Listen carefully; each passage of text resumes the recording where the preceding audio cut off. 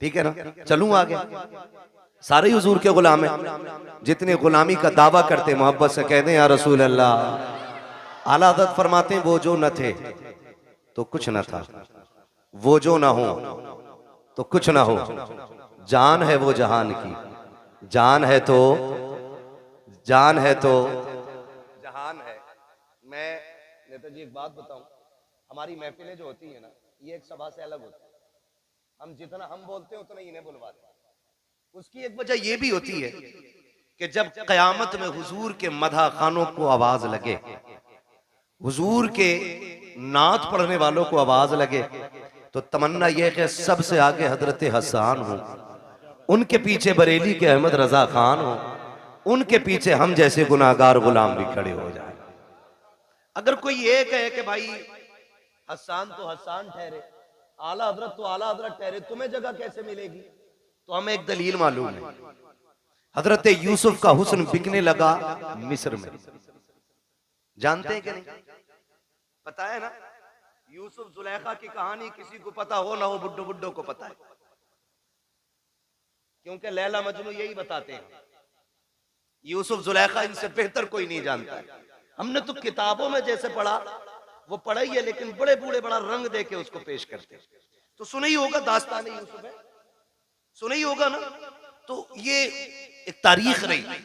हजरत यूसुफ मिस्र के बाजार में बिकने लगे, ऐलान हो गया।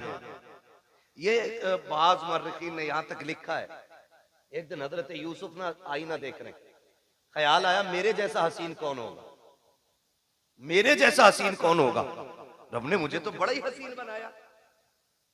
तो फिर यहां तक लिखा गया कि जैसे ये ख्याल आया, फिर रब ने फैसला कर दिया, यूसुफ जिस हुस्न पे नाज है ना, इसे हम कोड़ियों के दाम भी बेचेंगे।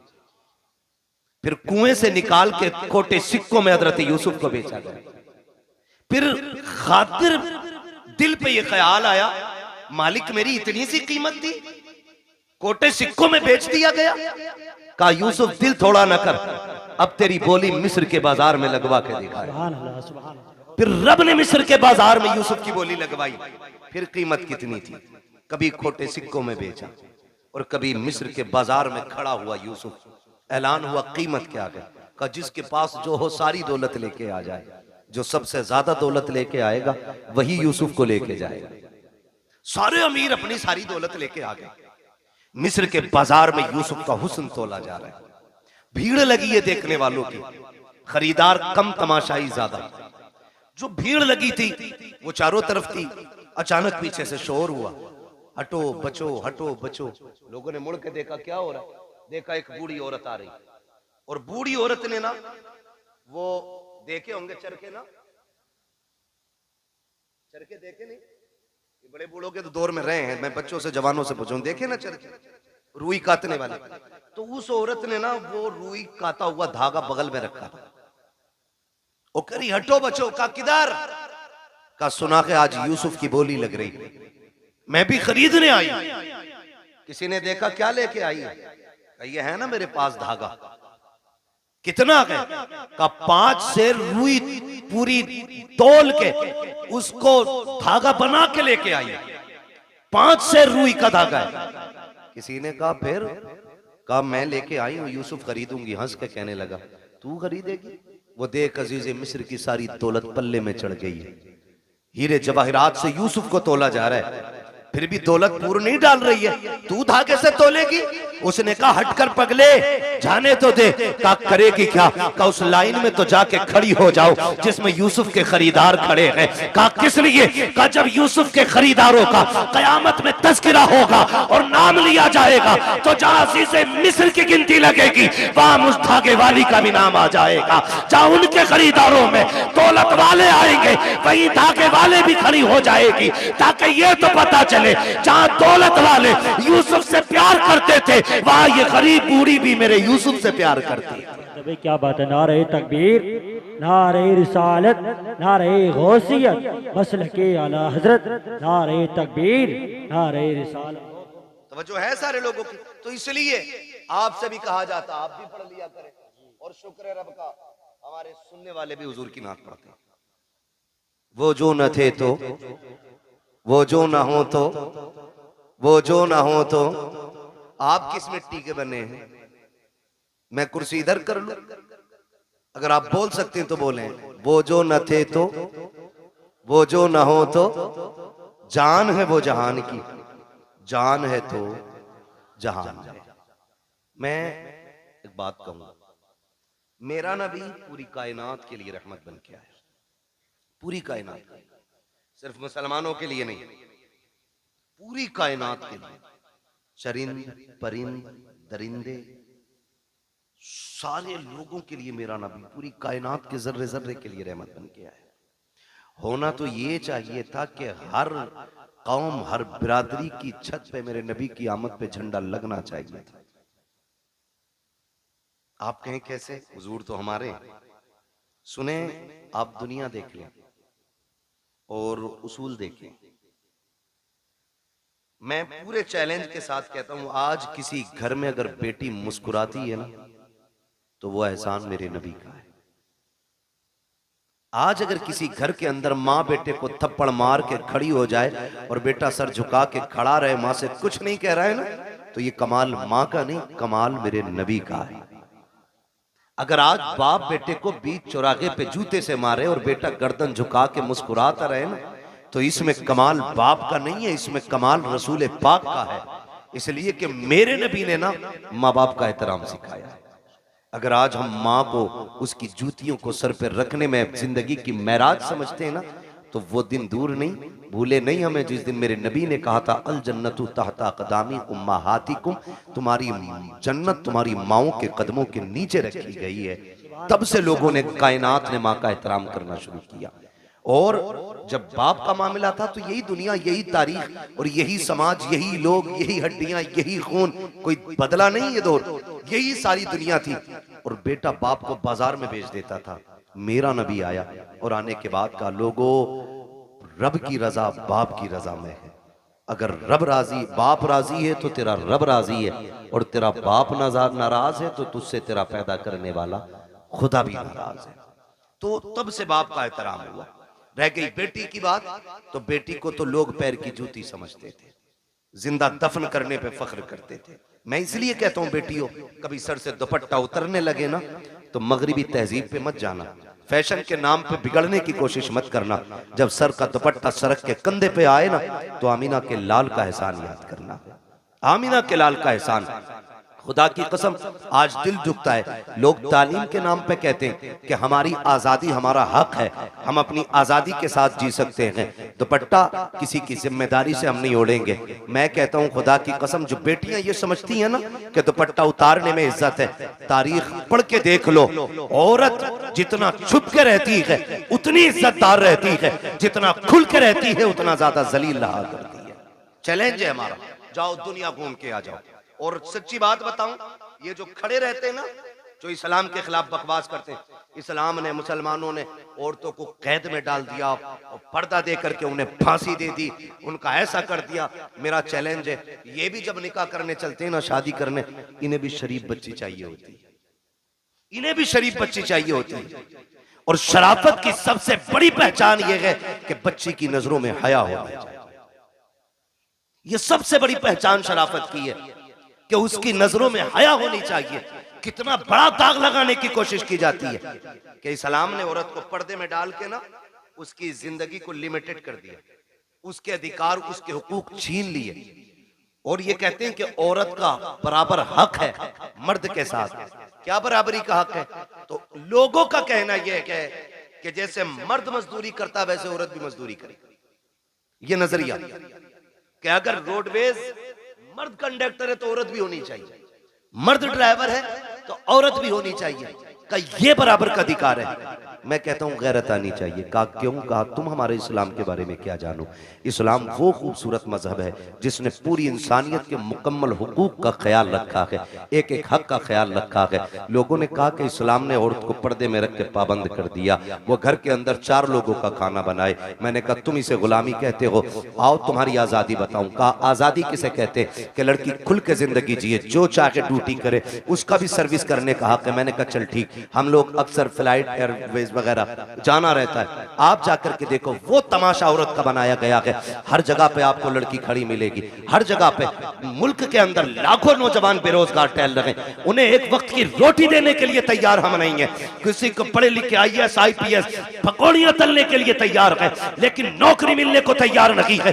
बेटियों के हुकूक के लिए लड़ने वालों, कौन से हक की बात करते हो? आपने लेकर के एक छोटी सी दुकान से हवाई जहाज तक बच्चियों को ले जाके खड़ा कर दिया और बात करते हो हमने इज्जत दी है। मैं तारीख के हवाले में ये बात कहना चाहता हूँ, जिम्मेदारी के साथ कहता हूँ, जाओ जाकर के किसी भी फ्लाइट को देख लो, एक फ्लाइट के अंदर कम से कम 350 बंदे बैठा करते हैं और उसके अंदर उनकी देखभाल के लिए 3 से 4 बच्चियां होती हैं। 350 लोगों को सुबह से शाम तक पानी पिलाना, और उनकी ड्यूटी में ये लाजिम होता है तुमसे कोई किसी भी तरह बात करे, तुमको उनसे मुस्कुरा के बात करनी है। किसी के लहजे का भी, गलत लहजे का भी जवाब तुम्हें सख्ती से नहीं देना है, वरना तनख्वाह काट ली जाएगी। साहिब किस आजादी की बात करते हो? जिसने बेटियों से कपड़ों का हक छीन लिया तुम उसे आजादी कहते हो? जिसने उसकी इज्जत का हक छीन लिया तुम उसे आजादी कहते हो? 4 बच्चियां 350 लोगों की नौकरी कर रही है, तुम उसे आजादी कहते हो? ये आजादी नहीं है, ये गुलामी है। आजादी ये है कि 4 भाइयों की एक बहन हो, अपने भाइयों को इज्जत से खाना खिलाए, लेकिन खुदा की कसम किसी की मां ने दूध नहीं पिलाया है कि उस बहन की तरफ कोई नजर बिगाड़ के देख भी सके, इसलिए कि इज्जत के रखवाले रब ने 4 भाई दिए हैं और तुम इज्जतें लूट के आजादी देते हो। इस्लाम इज्जतें दे के बेटियों को आजादी अता फरमाता है। नारे तकबीर, नारे रिसालत, नारे गौसियत, मसलके आला हजरत उलमाए अहले सुन्नत हजरत उल्लामा मुफ्ती हम्माद साहिब किबला मुरादाबादी। नारे तकबीर, नारे। ये आजादी हमारे इस्लाम ने दी है। वो 4 लोगों का बना रही, बताओ 4 लोगों का खाना मुश्किल है या 400 लोगों का? बोले 400। और घर में बहन के तेवर देखे आपने? उसने पोछा लगाया और जूता पहन के आ जाना, फिर बड़े हो या छोटे खैरियत नहीं है। बिस्तर अगर बहन ने लगा दिया तुम कूद के बैठ जाना, चादर अगर सिमट गई तो खैरियत नहीं है। झाड़ू लेके पीछे भागे तो कम, जूता लेके पीछे भागे तो कम। बड़ा भी है तो डर रहा है क्योंकि उसने सफाई की। तो मैं ये कहना चाहता हूं, ये इज्जत हमारे इस्लाम ने, ये इज्जत हमारा मजहब देता है। लेकिन दिल के पपोले जल उठे सीने के दाग से, इस घर को आग लग गई घर के चिराग से। किसके लिए रोए हम? कमी तो हमारी है ना सारी, खतावार तो हम ही है ना कहीं, चूक तो हम ही से हुई है कहीं ना कहीं। मैं कह रहा था मेरी बेटी सर से दुपट्टा उतरने लगे तो बाप की इज्जत को सोचना या मत सोचना वो तेरे लायक और नालायक होने पे डिपेंड करता है, लेकिन तुझ पे लाजिम है जब दुपट्टा उतरने लगे तो एक बार मदीने वाले मुस्तफा के बारे में जरूर सोचना। क्या बात है, उनके बारे में जरूर सोचना जिन्होंने बेटियों को दुपट्टे दिए, बेटियों को दुपट्टे दिए। आज हम अपनी कौम से सिर्फ इतना कहेंगे, हुजूर के दिए हुए किरदार को मजबूती से थामे। मेरे हुजूर आए, कायनात को इज्जत मिली, कायनात को इज्जत मिली, सरकार आए। और खुदा की कसम मैं ये नहीं कहूंगा, मैं तो हर कलमा पढ़ने वाले से कहता हूं कि सारे ही हुजूर के नाम का झंडा लगाओ, सारे ही हुजूर के नाम का। लेकिन करना क्या है? हमें तो हम ही खा गए ना, हमें तो हम ही खा गए, वरना दुनिया में ताकत नहीं थी कोई हमें मिटा लेता, औकात नहीं थी कोई हमें घुटनों पे ले आता, हमको हम ही खा गए। फिर कबंदी है कहीं और कहीं जाते हैं, क्या जमाने में पनपने की यही बातें? ये डॉक्टर इकबाल ने बहुत पहले कहा था, एक कलमा पढ़ने वाला झंडा लगाता है तो दूसरा कलमा पढ़ने वाला क्या कहता है? ये शिरक है। इससे शिरक भी आज तक कहना नहीं है। छोटे भाई का पजामा, बड़े भाई का कुर्ता, आके कह रहा शिरक। क्या शिरक है? कि झंडा नहीं लगना चाहिए। क्यों भाई? कि हुजूर के जमाने में झंडे नहीं लगे। वो गैरत कर भाई, पढ़ के किधर आए? हुजूर आए तो जिब्रील 3 झंडे लेके आए, 3 झंडे लेके आए। मैं झंडों पे भी बात करूंगा, लेकिन मैं समझाना चाहता हूं यहां किसी भी बिरादरी का बंदा बैठा है, मैं कहता हूं बिरादरी रख के हुजूर का गुलाम बन के सुने। हुजूर आए, झंडा किसी ने लगा दिया, पेट में दर्द क्यों? ओ भाई किसी झंडे पे पंजा लगा है, कौन सी पार्टी का झंडा है? बोले यहाँ क्यों नहीं बोल रहे? जिसके घर में चूहे अजान दे रहे वो भी दुकान पे बैठ के देश चलाता है। हाँ, बीवी ने नमक मंगाया था, पैसे नहीं थे, लेकिन आके दुकान पे टांग रख के बीड़ी लगा के कह रहा किसकी बन रही है? अगर किसी जान पहचान के ने कह दिया फलां की बन रही है, कह रहा चुप कर, 70 उसकी आ रही है। जिनसे घर नहीं चलता वो देश चलाने की बातें बैठ जाते। बताइए जरा, इतनी तो पहचान होगी। पंजा लगा तो किसका झंडा? जोर से, ये बच्चे बोल रहे हैं, बड़े बड़ो गैरत करो, किसका झंडा? और साइकिल देखी तो, मैं प्रचार नहीं कर रहा हूं इलेक्शन का, मैं खुद बताना चाहता हूं कुछ। किसका? हाँ, यही है, बच्चों को तुमसे ज्यादा नॉलेज होनी चाहिए। साइकिल किसका निशान बना? अच्छा, हाथी लगा देख लिया तो बसपा, और अगर फूल बना देखा तो बीजेपी। अच्छा, किसी के मकान पे ये झंडा अगर लगा है, समझो है ना, ये झंडा अगर लगा है तो जिस पार्टी का झंडा होगा देखने वाला समझ जाएगा कि जिसका झंडा उसी का बंदा है ना। यही होता है क्या नहीं? मिसाल के तो बस अब समझे, इस बात से मैं समझाना चाहता। झंडे से एतराज क्यों? हर पार्टी का अलग झंडा, हर कौम का अलग झंडा, हर मजहब का अलग झंडा है। अब जरा सोचिए, साइकिल देखी समाजवादी का कहलाया, पंजा देखा कांग्रेस का कहलाया, हाथी देखा बसपा वाला कहलाया, कमल देखा बीजेपी वाला कहलाया। अगर विलादत का झंडा देखेगा तो कोई मोहम्मदी नहीं कहलाएगा। बताओ तो सकी, अगर साइकिल लगा के तुम समाजवादी वाले हो सकते हो तो विलादत का झंडा लगा के तुम्हें मोहम्मदी होने में क्या परेशानी होती है? क्या बात है भाई, जिंदाबाद जिंदाबाद।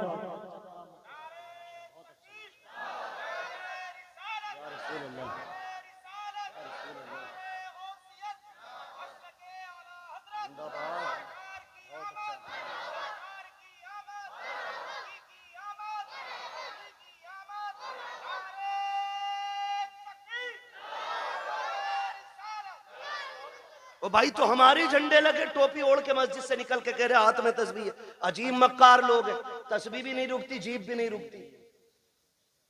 जिक्र कौन कर रहा, किधर हो रहा भाई? बराबर कह कहिए, उसके जमाने में नहीं तो ये बराबर चल रही। या तो तू झूठा या तेरी तस्बीह झूठी। हाँ, तो लंबी लंबी फेंक रहे, आके झंडों में लोग कपड़ा खराब किया था, 3 गरीब बच्चे का दुपट्टा ही बन जाता।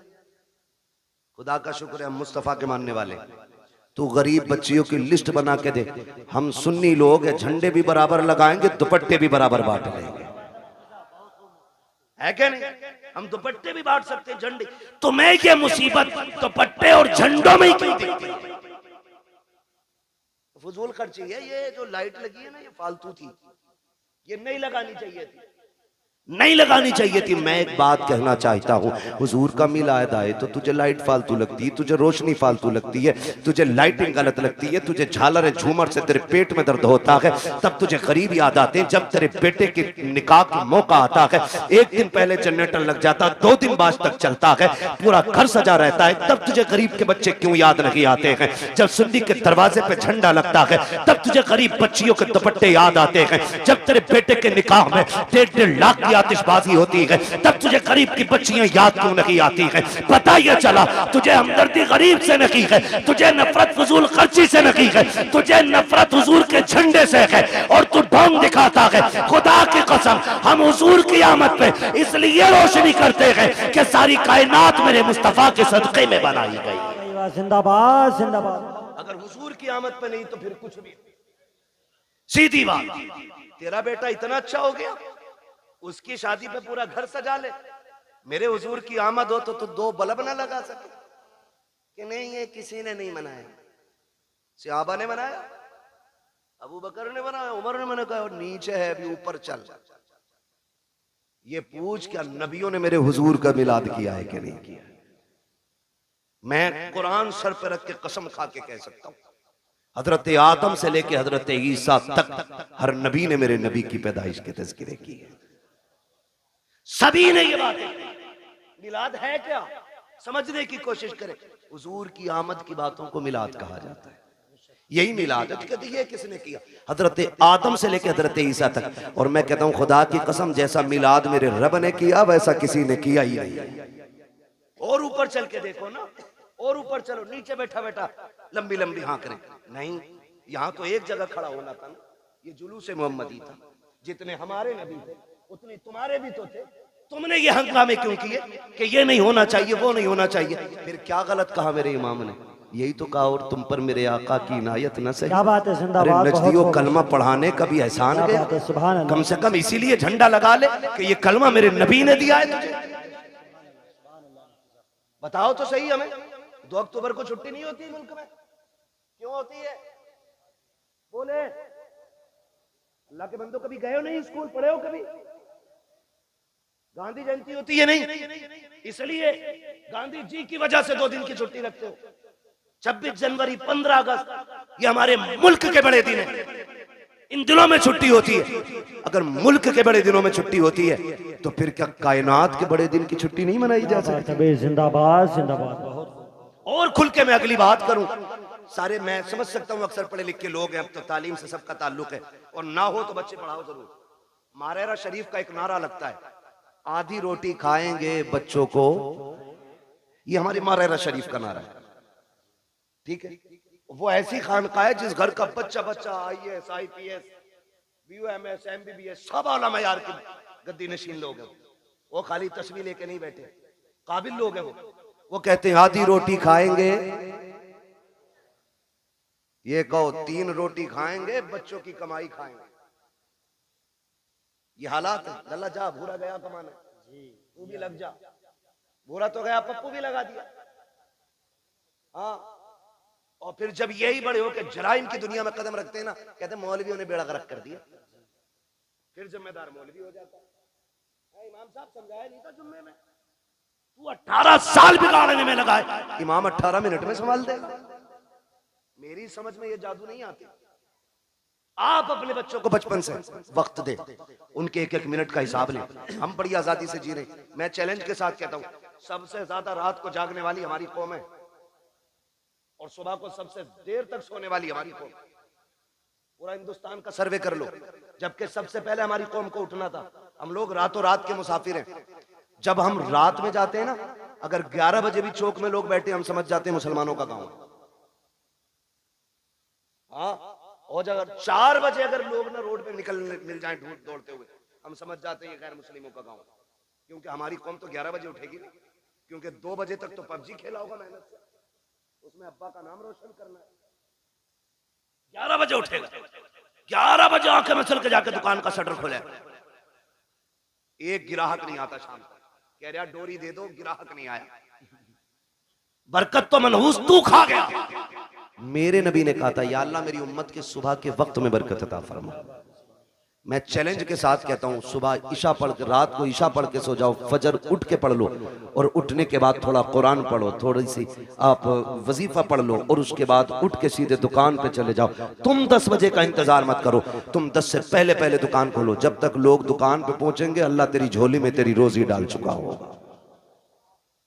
तरीका ही हमारे गलत है, तरीका ही हमारे गलत है।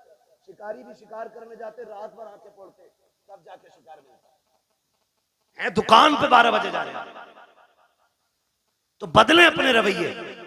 तो ये हमारी कौम की कंडीशन है। सबसे बाद में सोना और सबसे बाद में उठना।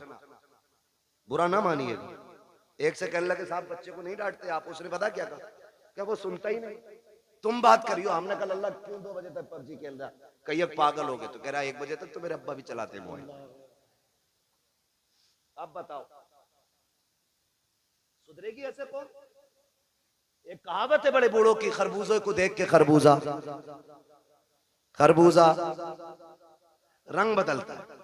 तो ऐसे हालात बनाओ आप कि आपके बच्चे एक दूसरे को देख के पढ़ें, आगे बढ़े। एक कह रहा पबजी में तू कहां पहुंच गया, तो बता रहा मैं वहां पहुंच गया, तो अपना आप और उससे आगे जा रहे। गलत नहीं कह रहा हूं। 9-9 साल के इतना बड़ा मोबाइल लिए नाली पे मिलेंगे बैठे हुए, नाली पे। भाई इसको उधर घुमा दो थोड़ा सा, इसकी हवा नुकसान दे रही है। नाली पे बैठे मिलेंगे मेरी कौम के नौजवान। नालियों पे बैठने की उम्र है, पढ़िए, आगे बढ़िए। उसके बाद कहते अरे नेताओं ने बेड़ा गर्क कर दिया, इनसे बारिश नहीं करी, मेरी तो नौकरी लग रही थी, मैं तो डॉक्टर बन जाता, मास्टर बन जाता। जो कौम घूस दे के पास होती है ना, वो कभी कामयाब नहीं हुआ करती है। मेहनत करो, खुद एड़ियां रगड़ो, और जो एड़ियां तुम्हारी रगड़ी जाएंगी, जो उससे पानी निकलेगा, खुदा की कसम वो चश्मा तुम्हारी आखिरी सांस तक चलता रहेगा। गलती तुमने ये की है, दूसरे के कंधों पे चले हो। काश अपनी जिम्मेदारी लेके आगे बढ़ते, खुद मेहनत करते। अगर तुम्हारे अंदर काबिलियत होती, किसी की मां ने दूध नहीं पिलाया था, तुमसे हक छीन लेता। जो हकदार होता है उसे हक हर हाल में मिल के रहा करता। सुभान अल्लाह। नारे तकबीर, नारे रिसालत, मसलके आला हजरत, नारे तकबीर। पढ़ोगे इंशाअल्लाह? कितनी जोर से इंशाअल्लाह कह रहे हो। अल्लाह तुम्हारी इंशाअल्लाह में बरकत दे दे। हाँ तो भैया देखो, सीधी सी बात है, मैं आपको एक बता दूं, सुनना बहुत गौर से मेरी बात। एक है कानून कुदरत और एक है कानून फितरत। दोनों चीजें याद रखना। कानून कुदरत में माफी है, कानून फितरत में माफी नहीं।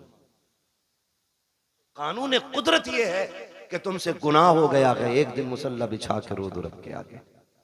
वह इतना बड़ा कादिर मुतलक है, तेरी पूरी जिंदगी के गुनाह एक लम्हे में माफ कर सकता है। यह है कानून कुदरत। लेकिन एक है फितरत। वो क्या है? कानून फितरत यह है कि ट्रेन आ रही है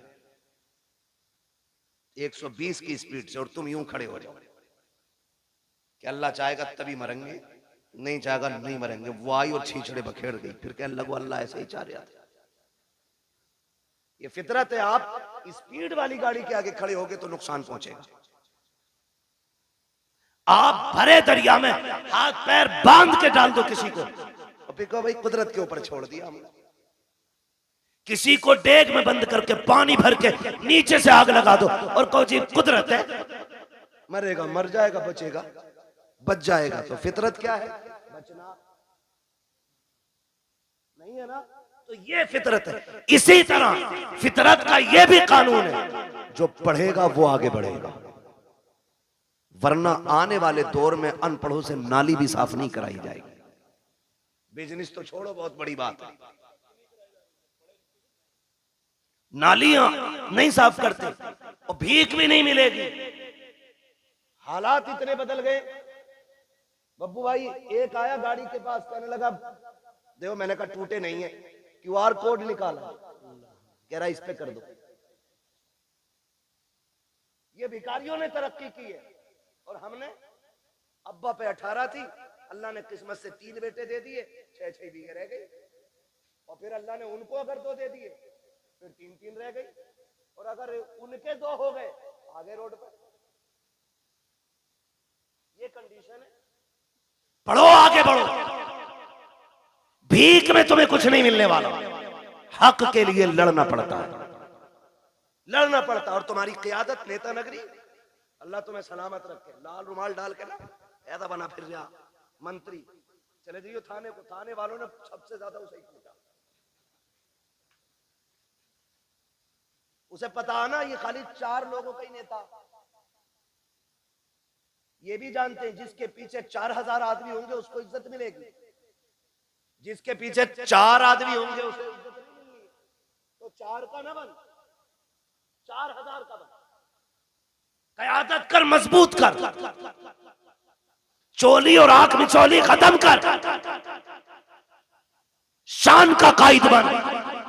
कायद देखना है तो देख मेरे नबी के उमर को, जब कुर्सी पे बैठा तो शेर बकरी भी एक जगह खड़ी थी।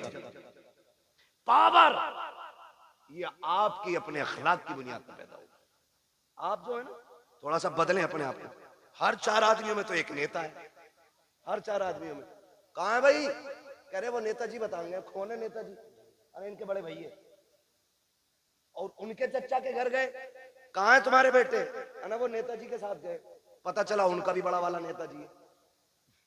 उनके ताऊ के घर गए, कहा के उनके भी एक बड़ा नेताजी है। ये क्या कर रहे हो भाई? तो बदले अपनी रविश और सोच।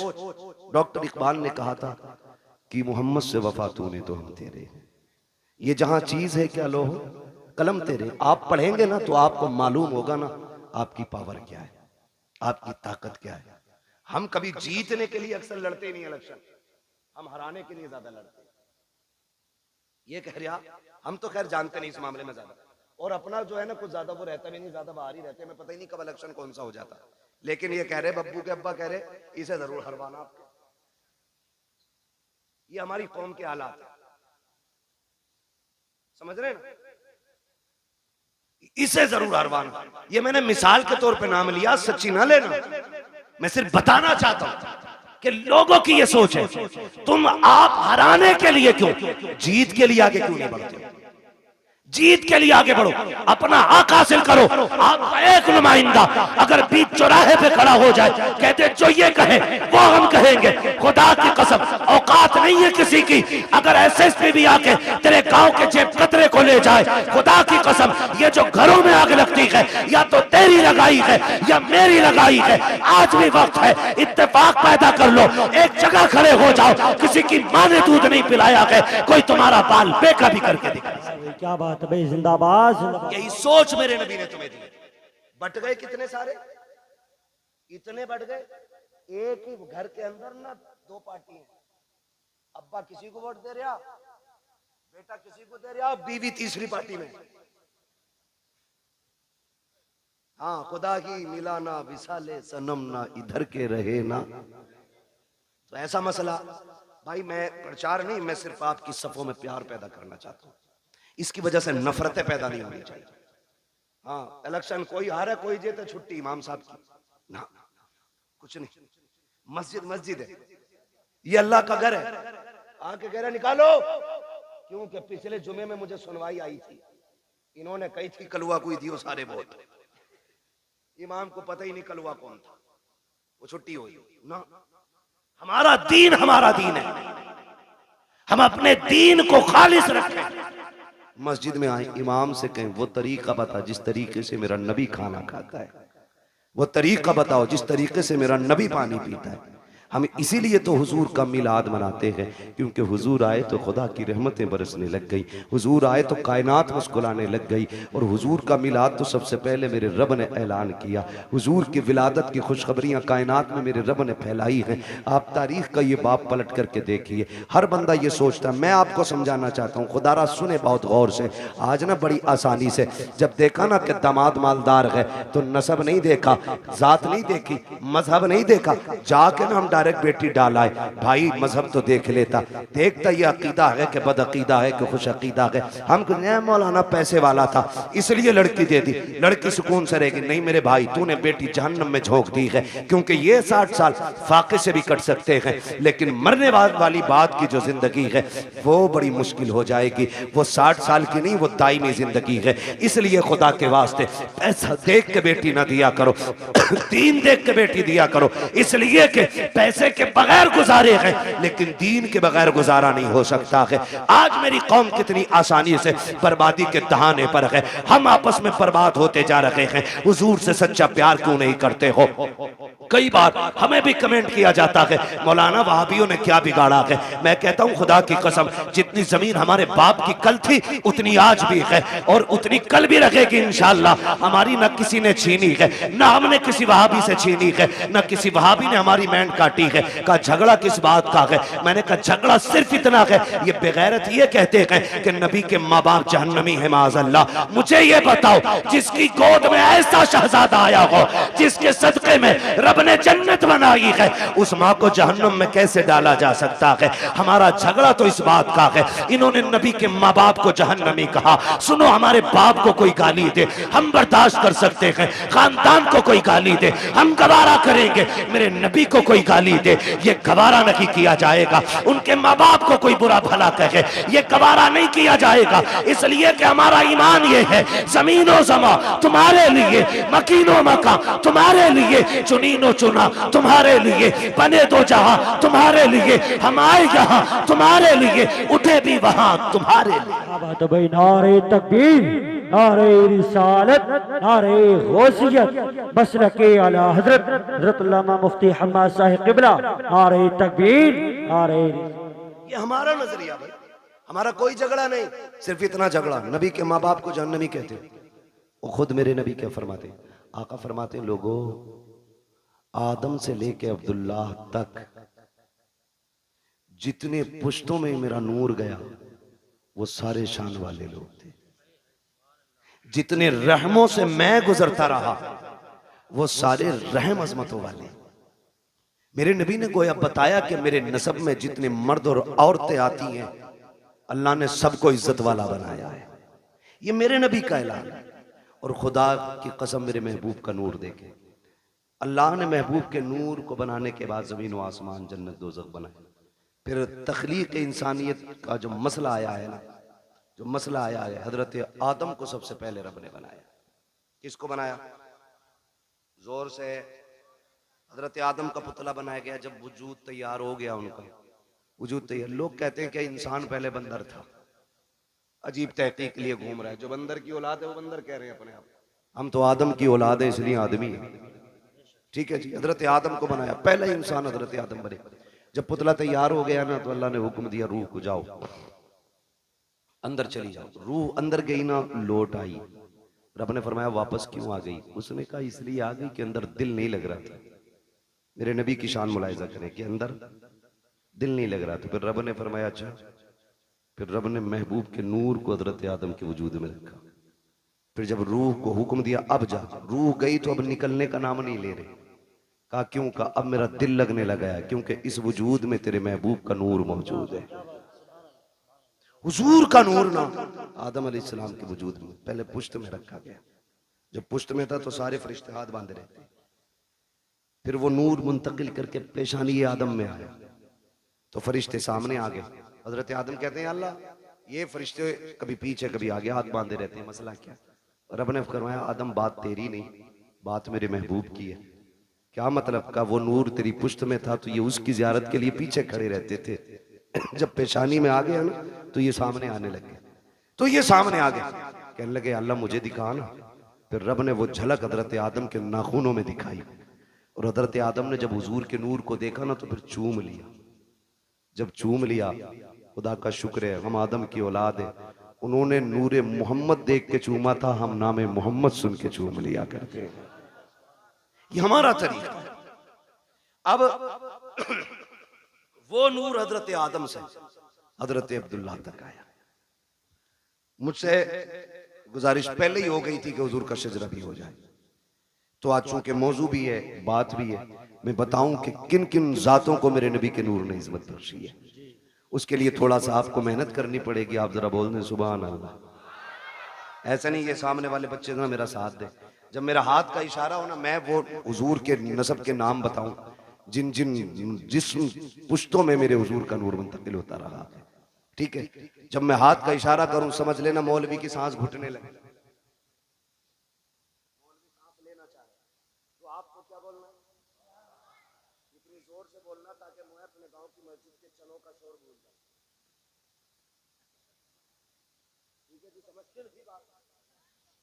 हाँ, कितनी जोर से बोलेंगे जरा बोल के दिखा। और हाथ देखते रहना मेरा, ये नहीं मैं शुरू हो जाऊं तो फिर ऐसे देखने लगा और मौलवी का दम घुटने लगा। ठीक है जी, मैं हुजूर का मिलाद पढ़ने लगा हूं, जरा बोल दे सुभान अल्लाह। है जवान हो, अल्लाह करे जवानियां सलामत रहे। अभी तो शादियां भी नहीं हुई है ना, अभी तो शादियां भी नहीं हुई है, तो फिर इतनी कमजोरी से कैसे बोल रहे हो सुभान अल्लाह? जरा बोले सुभान अल्लाह। ये मैं नहीं जानता ये इनकी उम्र कितनी है, लेकिन इन्होंने ऐसा नारा लगाया था कि मुझे गैरत चढ़ गई थी कि इस उम्र में इतना तगड़ा नारा। अल्लाह इन्हें सलामत रखे हैं। हाँ, शादी के बाद कमजोरी आती है लेकिन इनमें तगड़े हैं। ठीक है जी, बोले जरा मचल के सुभान अल्लाह। आप जब बोलेंगे ना तभी मैं आगे शजरा पढ़ता रहूंगा, वरना मसला देखो माइक आपका इतना अच्छा है कि इसने बोलने का बिल्कुल किनारे पे लाके रख दिया, बोलने ही नहीं दे रहा है। जो मैं अपने रविश में बोलता हूँ ना तो ये धीरे धीरे धीरे धीरे धीरे हो रहा है। ठीक है, बस मैं आपको हुजूर का शजरा सुनाऊंगा तो मिलाद हुजूर का, फिर बोले सुभान अल्लाह। नारे तकबीर, नारे रिसालत, नारे गौसियत, मसलके आला हजरत शाह इस्लाम ज़िशान रज़ा क़ादरी, नारे तकबीर, मद्दाह रसूल राशिद रज़ा मरकज़ी, नारे तकबीर, नारे रिसालत। एक शायर साहब गए थे, अल्लाह करम से दो आ गए। कितनी बरकत होती है माशाअल्लाह। अभी आपको सुनना, मेरा टाइम पूरा हो चुका है, 12:30 बज गए। बोलने जरा सुभान अल्लाह और जोर से। ऑपरेटर साहब थोड़ी सी ऐसी आवाज दे दो कि ये अपनी आवाज से हमारी पहुंचा दे, हमें चीखना ना पड़े ज्यादा, है ना? ठीक है, थोड़ा गला पकड़ रहा बहुत ज्यादा आपका, ये तवज्जो है सारे लोगों की। अगर कोई फूक गया ना पैसे ले लेना उसका, मगर आवाज खोल दो थोड़ी सी। बोलने जरा सामने वाले बोलते सुभान अल्लाह। मैंने इको बढ़ाने नहीं कहा, मैंने आवाज बढ़ाने को कहा है। ठीक है, इको ना बढ़ाएं, आवाज बढ़ा दें।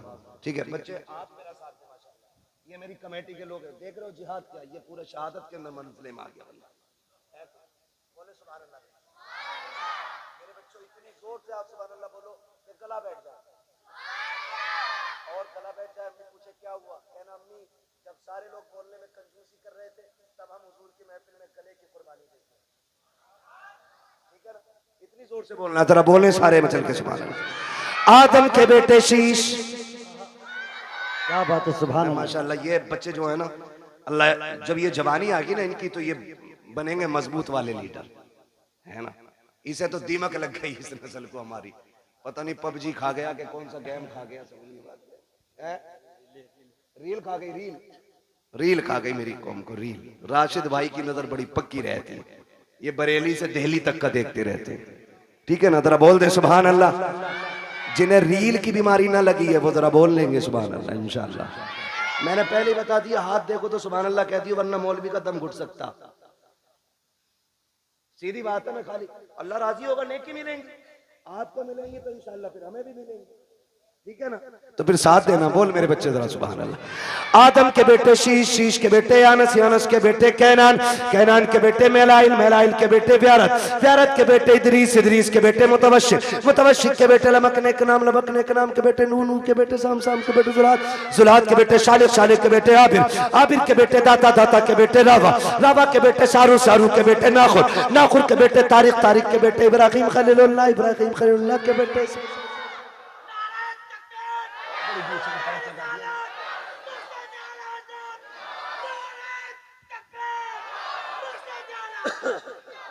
है जी, अल्लाह सलामत रखे। दीवाना इसे ही कहते हैं, दीवाने को तहकीर से दीवाना ना कहो, दीवाना बहुत सोच के दीवाना बना है ना? कहीं भी नारा मार दिया मसला कोई नहीं लगा, तो कम से कम ऐसे हो दानिशवरों से बेहतर ही है दीवाना, जो अपने आप को बहुत बड़ा अक्लमंद समझ के बैठे हुए हैं।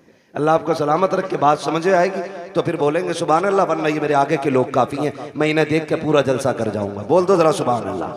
आदम के बेटे शीश, शीश के बेटे यानस, यानस के बेटे कैनान, कैनान के बेटे मेलाइल, मेलाइल के बेटे व्यारत, व्यारत के बेटे इदरीस, इदरीस के बेटे मुतवशिक, मुतवशिक के बेटे लमकने के नाम, लमकने के नाम के बेटे नूह, नूह के बेटे शाम, शाम के बेटे जुलाद, जुलाद के बेटे शालिक, शालिक के बेटे आबिर, आबिर के बेटे दाता, दाता के बेटे रावा, रावा के बेटे सारू, सारू के बेटे नाखुर, नाखुर के बेटे तारिक, तारिक के बेटे इब्राहिम खलीलुल्लाह, इब्राहिम खलीलुल्लाह के बेटे इस्माइल ज़बीहुल्लाह, इस्माइल ज़बीहुल्लाह के बेटे केदार, केदार के बेटे अवाम, अवाम के बेटे अमल, अमल के बेटे साबित, साबित के बेटे सलमान, सलमान के बेटे रहीसा, रहीसा के बेटे इलियासा, इलियासा के बेटे औद, औद के बेटे हव्वा, हव्वा के बेटे अदनान, अदनान के बेटे मोइद, मोइद के बेटे नदार, नदार के बेटे मुदर, मुदर के बेटे इलियास, इलियास के बेटे मुदरिका, मुदरिका के बेटे खदीमा, खदीमा के बेटे किनाना, किनाना वाह भाई वाह, सुभान अल्लाह। खदीमा, खदीमा के बेटे किनाना, किनाना के बेटे नदर, नदर के बेटे मालिक, मालिक के बेटे फार, फार के बेटे गालिब, गालिब के बेटे लुई, लुई के बेटे काब, काब के बेटे मुर्रा, मुर्रा के बेटे किलाब, किलाब के बेटे कुसई, कुसई के बेटे अब्दे मनाफ, अब्दे मनाफ के बेटे हाशिम है, हाशिम के बेटे अब्दुल मुत्तलिब है, अब्दुल मुत्तलिब के बेटे अब्दुल्लाह है, अब्दुल्लाह के बेटे मुहम्मदुर रसूलुल्लाह। क्या बात है भाई, नारे तकबीर, नारे रिसालत, नारे गौसियत।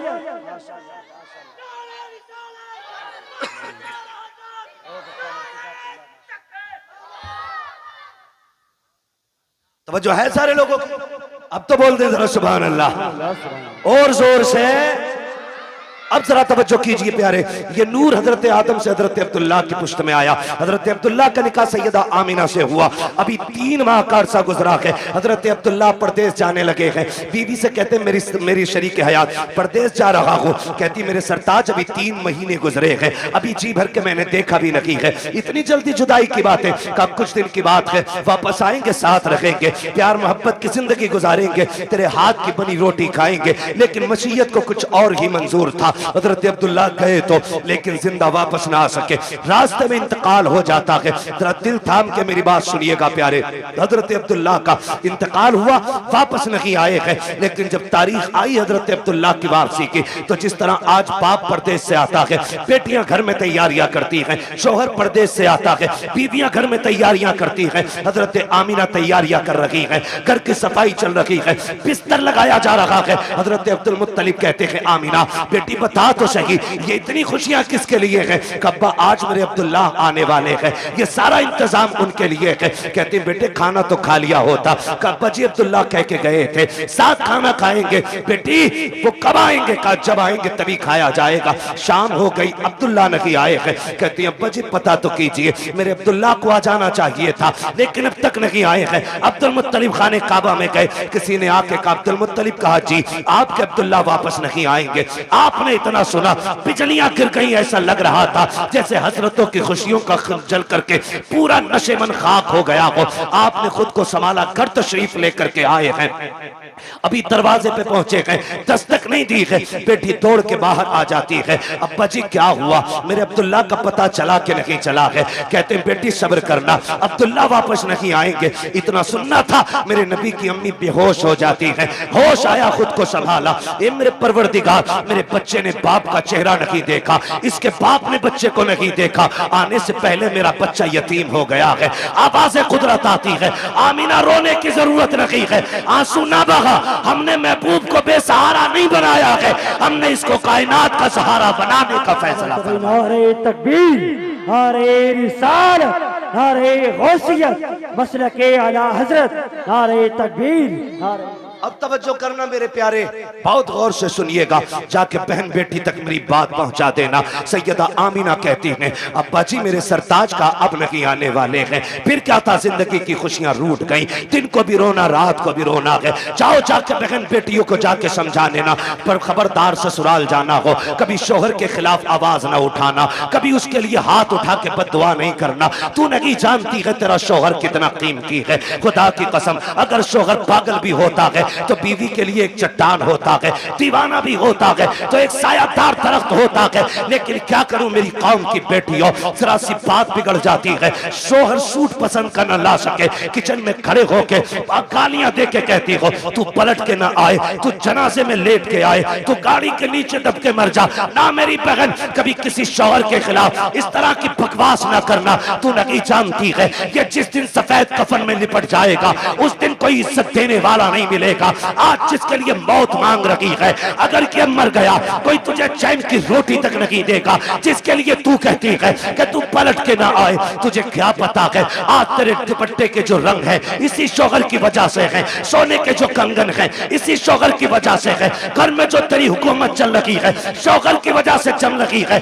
अगर तुझे 10 बेटों पे गुमान है तो होश के नाखून ले। हमने उन माओं को देखा है जिनके घर में 12 बेटे हैं और जब तक बाप था माँ की मर्जी के बगैर एक पत्ता नहीं हिलता था, लेकिन जिस दिन से बाप गया है आज कोई माँ से रोटी को नहीं पूछता है तूने खाई के नहीं खाई है। अगर तुझसे शौहर की अनबन है तब भी इसके लिए मौत ना मांगना, अल्लाह तौफीक दे और ये परदेश जाने लगे तू मुसल्ला बिछा दे, सजदे में सर रख, दुपट्टे की झोली बना और कह मेरे परवरदिगार मेरा सरताज बाहर गया है, मैंने बेसहारा नहीं भेजा है, तेरी रहमत का सहारा दे दिया है। ए मेरे परवरदिगार मेरे शौहर को सलामत रखना, सुहागन छोड़ के गया है सुहाग के जोड़े में मिलाना। रो के रब से कह खुदा की कसम तू रब को आवाज दे, मेरा दिल कहता है अगर रब ने सुन ली तो मौत भी उस वक्त तक जुदा नहीं करेगी जब तक परदेश से तेरे शौहर की तेरी मुलाकात नहीं हो जाए। सुभान अल्लाह, सुभान अल्लाह, सुभान। लेकिन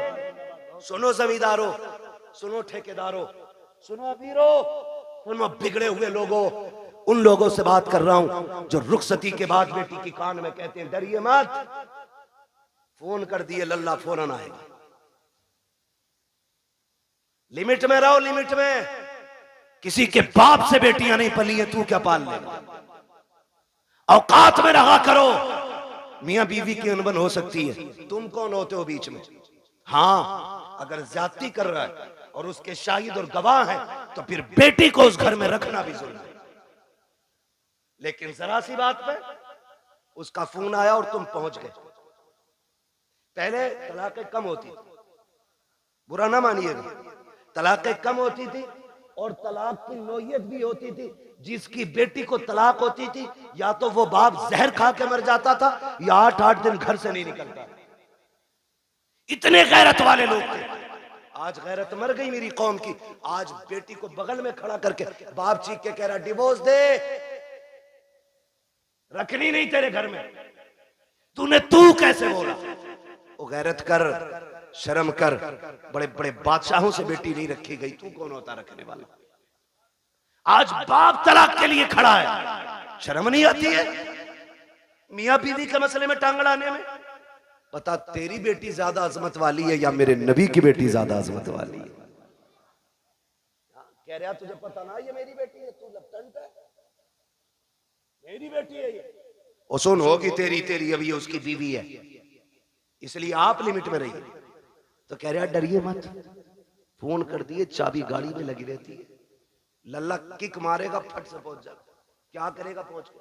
ज्यादा जाके थप्पड़ मार देगा, गला तो काट नहीं देगा, थप्पड़ मार देगा। शोहर के पास इतनी पावर है, उसने जहां कहा ना 3 तलाक, बेड़ा ही गरक हो जाएगा तेरा। फिर कुछ भी कर लेना, ये लौट के आने वाले जुमले नहीं। इसलिए ये ना कह खड़े, वो कह जो मेरे नबी ने कहा। फरमाया फातिमा अब तक मेरी रजा की फिक्र थी, अब मेरे अली की रजा की फिक्र करनी है। ये मेरे नबी ने बेटी को कह के भेजा।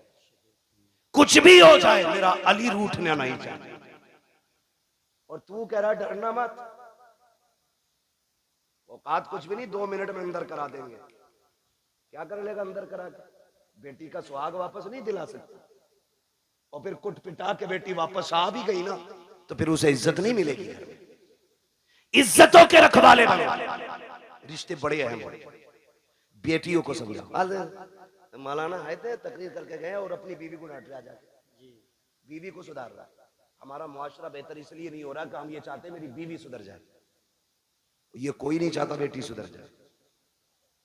यहां से जाके बीवी को मत बताना, यहां से जाके बेटी को बताना कि बेटी जब तक जिंदा रहना है कनीज़े फातिमा बन के रहना। मेरा चैलेंज है, जब बेटियां सवर जाएंगी तो किसी घर की बहू खराब नहीं हो सकती है। बेटियों को बेहतर करो, बेटियों को। मेरी बहन मुश्किल है जिंदगी का गुजरना शोहर के बगैर। आज बात बात में तलाक चाहिए तुझसे, नहीं। फरमाया गया जो बिला उज़्र शरी के अपने शोहर से तलाक का मुतालबा करे, अल्लाह उस पे जन्नत की खुशबू हराम फरमा देता है। क्यों मांग रही हो तलाक? कहा जी मुझे सुख नहीं मिला। किसे सुख कहती है तू? कहा मुझे 10,000 का जोड़ा नहीं मिला। जैसे कल्लन की बीवी के कंगन है वैसे मैंने नहीं पहने, जैसे अच्छन की बीवी का सूट है ऐसा आज तक मुझे नहीं मिला। और तू इसे कहती है सुख, कहती है इसे सुख? ये नहीं है सुख, इसे कहते हैं चटनी से मिल जाए शुक्र अदा कर खा के सो जा। अगर तेरा शोहर तुझसे राजी है तो तू सबसे बड़े सुख में है। और तू सोने के लुक में खा, तेरा शोहर तुझसे नाराज है तो तू सबसे बड़े दुख में है, सुख में नहीं। सुख किसे कहते हैं? सुख किसे कहते हैं? सुख ये होता है तुझसे तेरा परिवार राजी रहे, मर जा। कहती नहीं मैं रहना ही नहीं है जी, मैंने इनसे जोड़ा मांगा, इन्होंने मुझसे कहा मेरे पास कुछ नहीं है। मेरी बहन कान खोल के सुन, देख तो सही, अगर दौलत सबसे बड़ी चीज होती तो मेरा नबी सबसे ज्यादा दौलत अपनी बेटी के जहेज में देता। तुम्हें हिसाब देना पड़ेगा। खातूने जन्नत ने इतना सुना, मुसल्ले का कोना छोड़ दिया। कहती है अब्बा मुझे दौलत नहीं, मुझे पैदा करने वाले रब की मोहब्बत की जरूरत है। क्या बात है भाई, जिंदाबाद। इसे सबसे बड़ी अमीरी कहते, इसे सबसे बड़ा सुख कहते। किसे कहते? देवबंद मिल गया देख के दे दी, पैसे वाला था गाड़ी लाया था, लिया भी कुछ नहीं, आग लगे तेरे दामाद में। सीधी सी बात है। ओ भाई पैसे देख के दे दी। हुजूर ने जिसके हाथ में हाथ दिया था बेटी का, वो इतना गरीब मक्के का अली है कि जिसके पास मेहर देने का भी पैसा नहीं था, उसके हाथ में। और बेटी से क्या कहा था? फातिमा उस अली के साथ रिश्ता किया है जिस अली से बेहतर जमीन पे तेरे लिए कोई शोहर हो ही नहीं सकता। हो किधर, जा किधर? हजरत आमीना रोई, रोई सैयदा आमीना बेकरार हो गई। मालिक बच्चा आया है लेकिन बाप नहीं रहा। रोई, दुख होता है, दुख होता है। आज सद में अल्लाह भला करे हमारी कौम का। और एक हंगामा मैशर हो तो भूलूं उसको, सैकड़ों बातों का रह रह के ख्याल आता है। हमसे कहा गया सारे मौजूआत पे थोड़ा थोड़ा बोल लेना। भाई चौधरी साहब, अगर सारे मौजूआत पे बोलूं तो 3 घंटे चाहिए। एक बात कम से कम इतनी तो की जाए जो उसका समझ में आ जाए कि इसमें क्या नुकसान क्या नफा है। बस आखिरी बात मैं करने लगा हूं, अल्लाह आपको सलामत रखे। टाइम 1.25 घंटे से ऊपर हो गया। बहुत गौर से मेरी बात सुनिए। हुजूर माँ के शिकम में आए, मुश्किल जिंदगी होती है एक बेवा की, और वो जिंदगी तो बड़ी मुश्किल थी।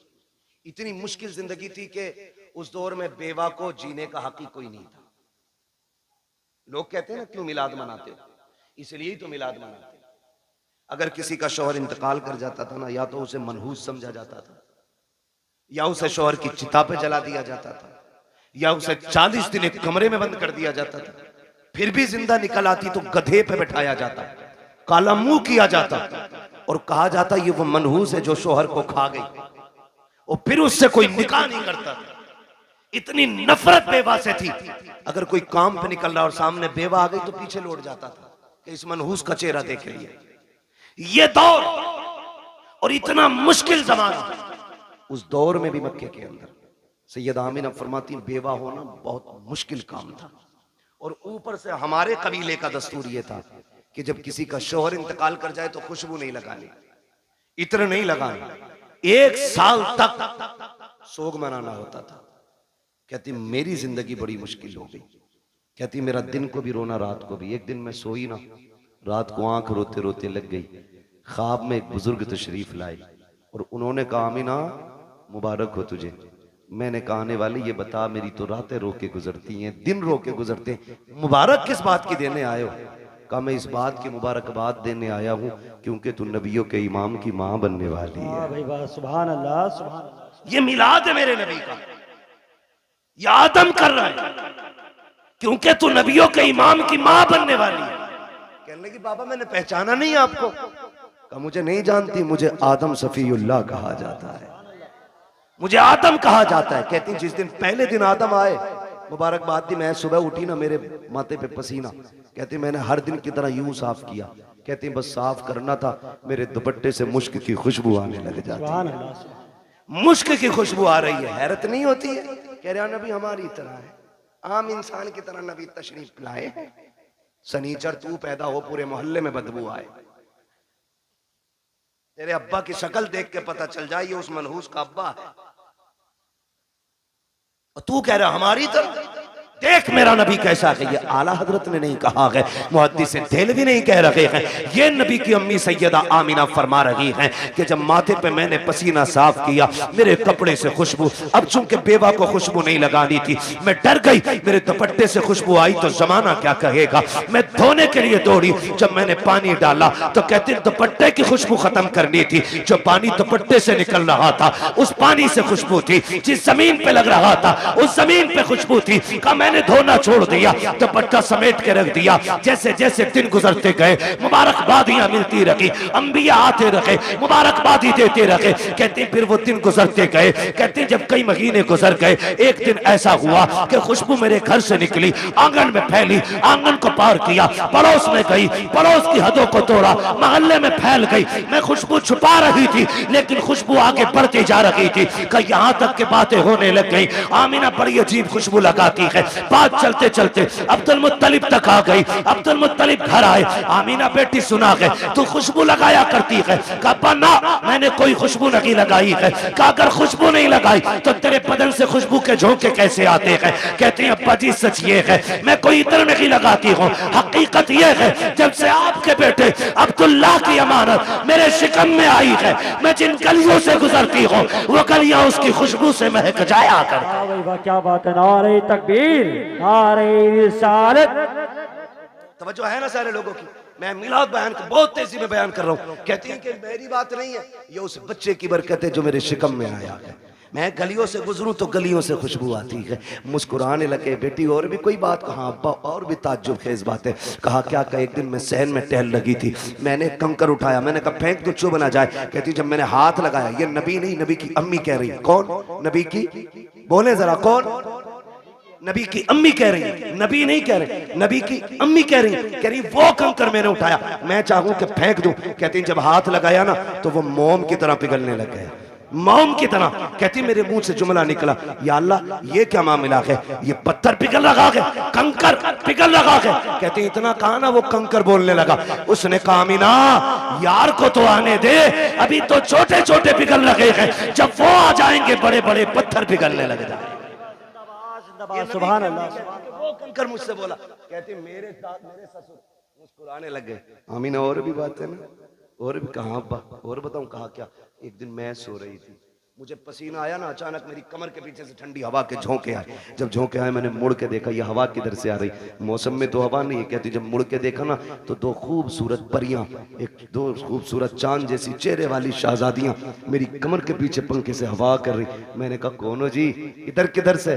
उन्होंने कहा कि हम आपकी खिदमत के लिए आए। कहा तुम्हें मक्के में तो नहीं देखा। कहा देख भी नहीं सकती। कहा क्यों। कहा हम मक्के से नहीं, हम तो रब की जन्नत से आए हुए हैं।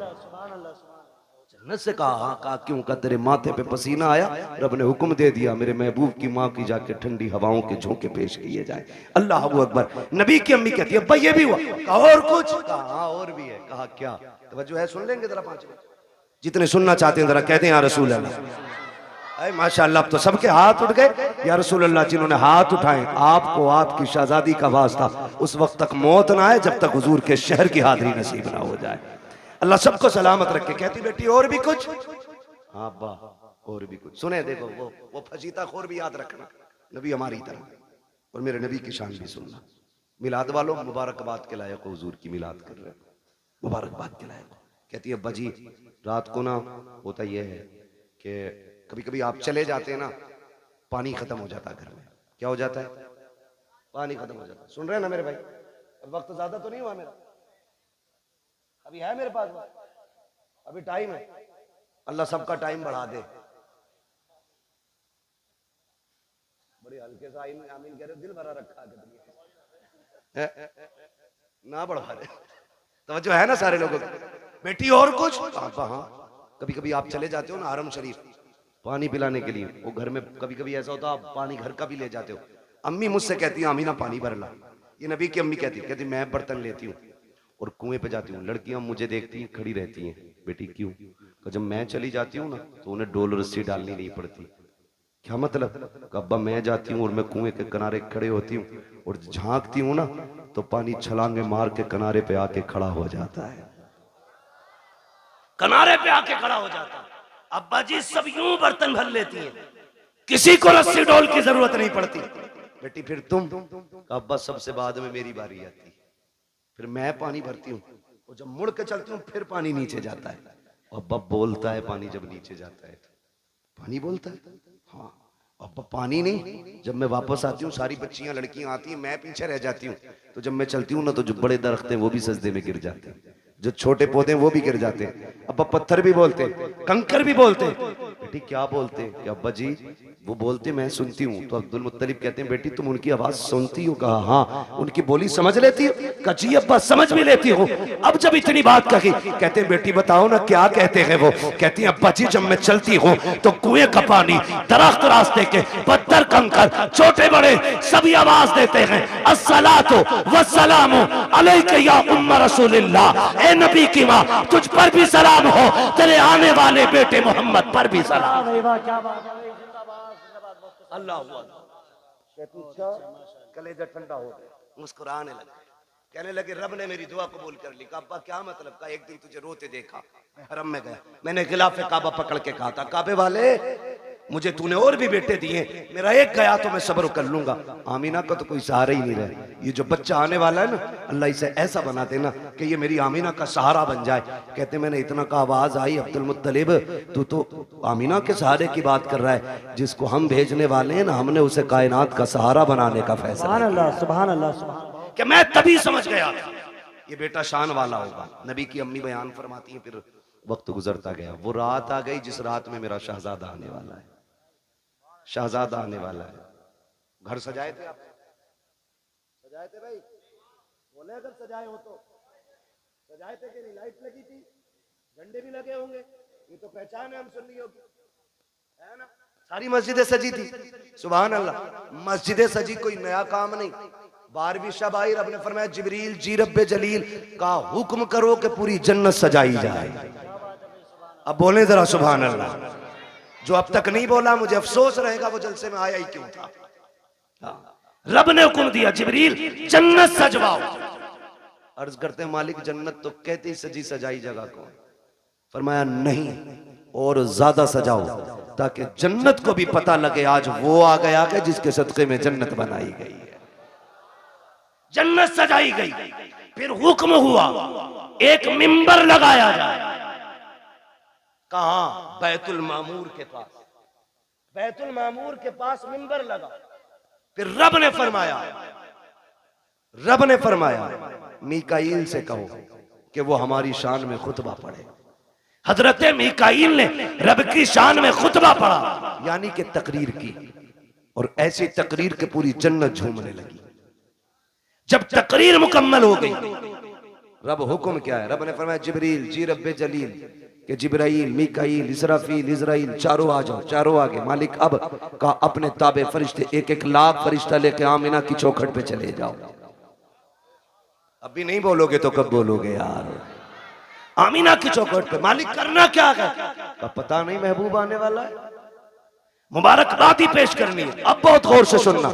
इधर सैयदा आमिना कहती है मैं घर में लेटी थी, आज मुझे अब्दुल्ला के ना होने का बड़ा गम था। मैं सोच रही थी काश अब्दुल्ला होते ना तो आज मेरे घर में अंधेरा नहीं होता। बच्चे की विलादत का वक्त है, 4 औरतें मक्के की भी मेरे पास होती, आज मैं तन्हा ना होती। कहती शोहर की जुदाई का गम ये रुलाने लगा। कहते भी आंसू आंख से निकल के रुखसार तक आया था कि अचानक मेरे घर की दीवारें फटने लग गई। फदखला सलासुन निस्वा, 3 औरतें घर के अंदर दाखिल हुई। उनके कद खजूरों के बराबर थे, चेहरे चांद से ज्यादा रोशन थे। कहती मेरी चारों तरफ आके बैठ गई। 4 थी, एक रिवायत में 3 भी गए, 4 भी गए। कहती 4 औरतों को मैंने देखा, आके बैठी। मैंने कहा कौन हो? का एक कहती हमें नहीं पहचाना। का बताओ तो सही कौन हो? एक ने कहा मुझे हव्वा कहा जाता है, दूसरी ने कहा कि मुझे मरियम कहा जाता है, तीसरी ने कहा मुझे इस्माइल की अम्मी हाजरा कहा जाता है, चौथी ने यह कहा मुझे नहीं जानती हो, मुझे फिरौन की बीवी आसिया कहा जाता है। का आई किस लिए हो? का मुबारकबाद देने आए हैं। का किस बात की? का तू नसीबों वाली है, तेरी गोद में नबियों का इमाम आने वाला। क्या बात है भाई, क्या बात है। नारे तकबीर, नारे रिसालत, नारे गौसियत। बस का तेरी गोद में नबियों का इमाम आने वाला। फरमाती वो मुबारकबाद दे के चली गई। कहती फिर ख्याल हुआ काश कोई तो औरत होती जो मेरा मन बहलाती, जो हिम्मत बढ़ाती। कहती है अचानक मेरे घर में रोशनी फैली, वो रोशनी सर की तरफ से आ रही थी। मैंने मुड़ के देखा ना, एक चांद से चेहरे वाली खातून खड़ी है। मैंने कहा कौन हो जी, इधर कैसे आई हो? कहने लगी आमिना हम जमीन से नहीं, हम तो जन्नत से आए हुए हैं। कहा कौन हो? कहा जन्नत की हूरों की मलका हूं। आई क्यों हो? का रब ने तेरी दाया बना के भेज दिया है। तू जो रोई थी तन्हा है, अकेली है, कोई नहीं है। का तेरी खिदमत के लिए मैं हूं आमिना, बता खिदमत क्या करनी है? सैयदा कहती है मुझे दूध का प्याला पेश किया गया, आसमान के सितारे इतने करीब मेरे आंगन में आ गए, मुझे डर लगने लगा कहीं ये टूट के न गिर जाए। और वहाबी जी, और देवबंदी जी, और सहारनपुर वालों, और थाना भवन वालों, लगाओ फतवा खुदा पे।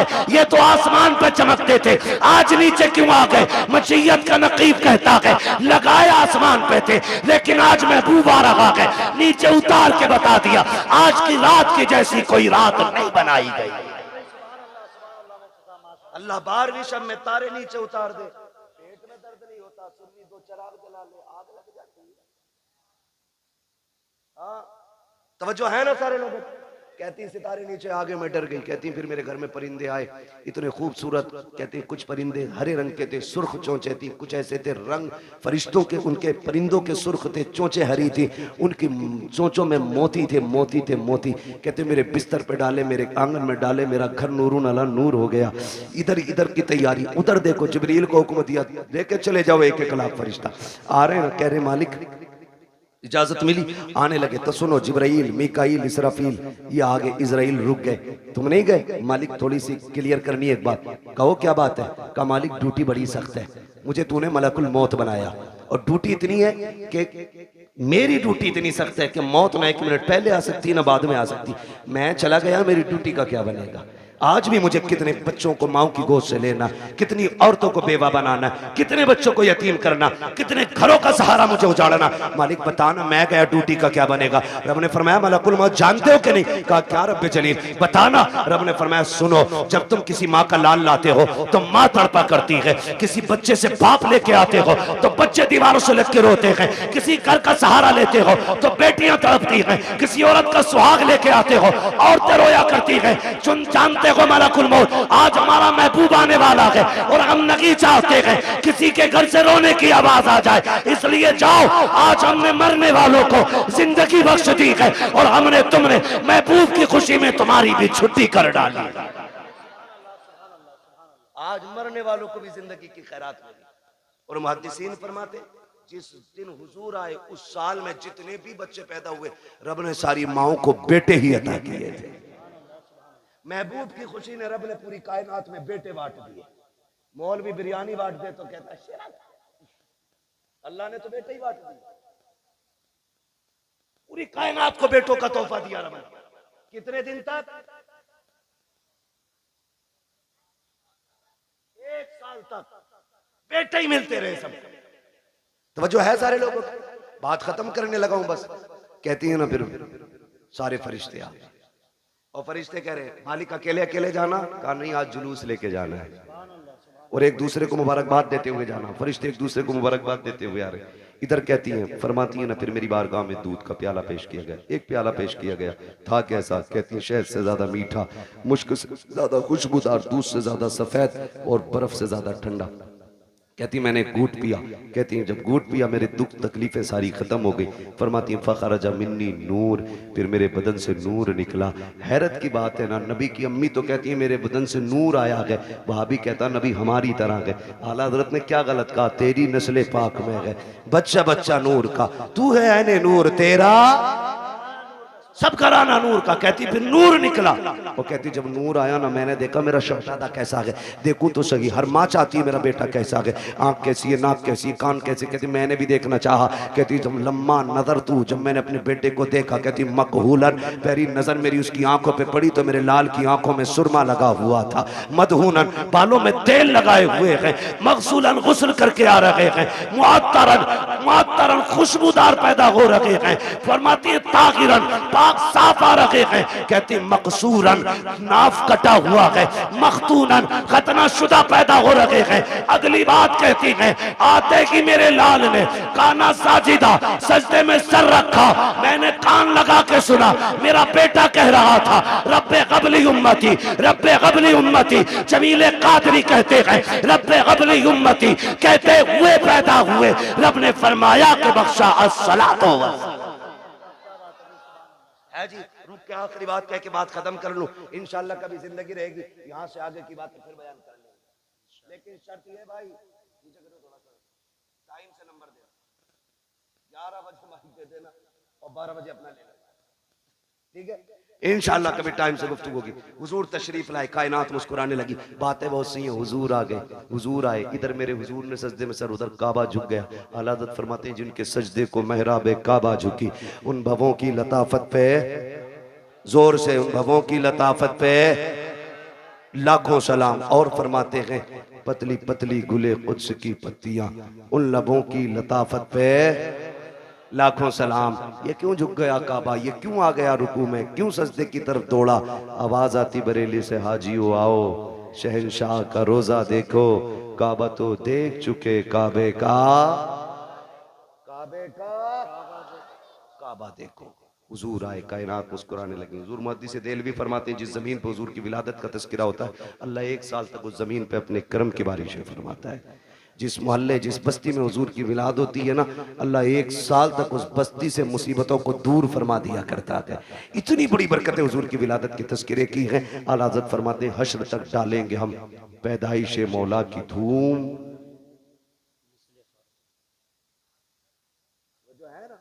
हश्र तक डालेंगे हम पैदाइश मौला की धूम, मिसले फारस नजद के किले, किले गिराते जाएंगे। हुजूर की विलादत का महीना है। एक बात याद रखिएगा, इस बार गुजर गई है, आखिरी बात आपसे कह रहा हूँ, अल्लाह तौफीक दे अगली बार घर सजाए ना तो सिर्फ अपना नहीं सबका सजना चाहिए। यही मिलाद वाले का पैगाम, सबका घर सजना चाहिए। तूने 5000 की लाइटिंग की है ना तो 2000 की उतार के गरीब भाई की चौखट पे डाल दे। क्या यार हुजूर सिर्फ मेरे नहीं तेरे भी तो है ना, तेरे भी आंगन में हुजूर की आमद की खुशी लगनी चाहिए। और ऐसा नहीं कि रुक जा तेरे से अच्छा करके सजाऊंगा और सारी लड़ी और टिमटिमा रहा उन्हें, इसमें सवाब नहीं गुनाह मिलेगा। किसी का दिल तोड़ के मिलाद नहीं मनाना है, दिल जोड़ने के लिए मिलाद मनाना है। करेंगे इंशाल्लाह ऐसे ही, सारे वादा करें इंशाल्लाह। और हुजूर की विलादत का दिन आए ना, मीठा तकसीम करो, लंगर करो, खिलाओ, जात मत देखो, बिरादरी मत देखो, खिलाओ, ताकि दुनिया गैर मुस्लिम भी खा के जाए ना उससे कि यार खा ले आज, ना पूछ, ताकि उसे पता चले जब उनका मिलाद आता है ना तो सबका पेट भराया जाता है। करेंगे ना इंशाल्लाह, लेकिन ये तभी करेंगे जब अपनों को कोर्ट कचहरी और केस से फुर्सत मिलेगी, है ना। ये झगड़े भगड़ों से निकलो, तुम्हें कूटने के लिए और लोग काफी, आपस में क्यों मरे जा रहे हो। वक्त होता मैं इस टॉपिक पे भी बात करता, बस इतना समझ लो डॉक्टर इकबाल का वो शेर, न संभलोगे तो मिट जाओगे हिंदी मुसलमानों, तुम्हारी दास्तां तक भी ना होगी दास्तानों में। ठीक है जी, अपनी तालीम भी मजबूत कीजिए और अपनी क़यादत भी मजबूत कीजिए। आपकी तालीम भी कच्ची है, आपकी क़यादत भी कच्ची है, आप दोनों चीजों पे मजबूती से कोशिश करें। इल्म की जिम्मेदारी हमारे उलमा ले रखे हैं और क़यादत की जिम्मेदारी ये जिम्मेदार लोग जाने कैसे करेंगे।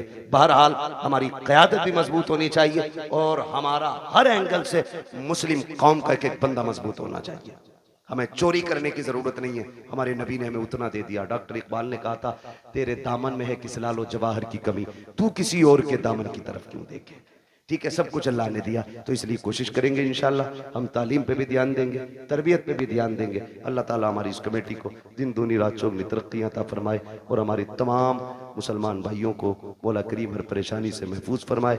बिलखुसूस मौला फ़िलिस्तीन के मुसलमानों के हाल पर रहम फरमाए।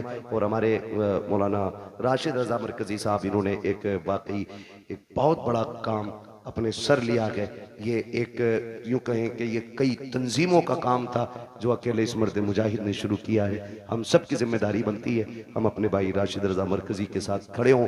बेटी कहीं की भी हो, हमारी बेटी है ना, हमारी बेटी है, इसलिए आपने कम से कम एक कोने की बेटियों की जिम्मेदारी उठाई है। इंशाल्लाह कल इस इलाके से कोई ऐसा मर्द मुजाहिद खड़ा होगा जो इस इलाके की बेटियों की तालीम के बारे में सोचेगा, उनकी तरबियत के बारे में सोचेगा और हम दुनिया को बताएंगे इंशाल्लाह ना हम तालीम में कमजोर हैं, ना हम तरबियत में कमजोर हैं, ना कल हम किसी के टुकड़ों पे थे, ना आज हम किसी के टुकड़ों पे हैं। हमारा तो सिर्फ एक ही दरबार है और उसके बारे में कहते हैं तेरे टुकड़ों पे पले गैर की ठोकर पे न डाल, झिड़कियां खाएं कहाँ छोड़ के सदका तेरा, व अम्मा बिनिअमति रब्बिका फहद्दिस, अपने रब की नेमतों का खूब खूब चर्चा करो। इसलिए गुजारिश है हुजूर का मिलाद आए, सारे मिल बांट के मोहब्बत से हुजूर का विलादत मनाएं, पार्टी बंदी झगड़े फसाद सारे खत्म करें और एक झंडे के नीचे आ जाएं। वो झंडा हुजूर की गुलामी का झंडा होना चाहिए, हुजूर की गुलामी का झंडा होना चाहिए। नौजवानों तालीम में तरबियत में आगे बढ़ना है। बस जो हुए अगलात उनको माफ फरमाए रब्बे कायनात। जिंदगी ने दिया साथ, फिर होगी मुलाकात, चमन रहा फूल खिलेंगे, जिंदगी रहेगी फिर मिलेंगे। मुसाफिर हम भी मुसाफिर हो तुम भी, किसी मोड़ पर फिर मुलाकात होगी। फकीरान आए सदा कर चले, सदा खुश रहो ये दुआ कर चले। सारे लोग कलमा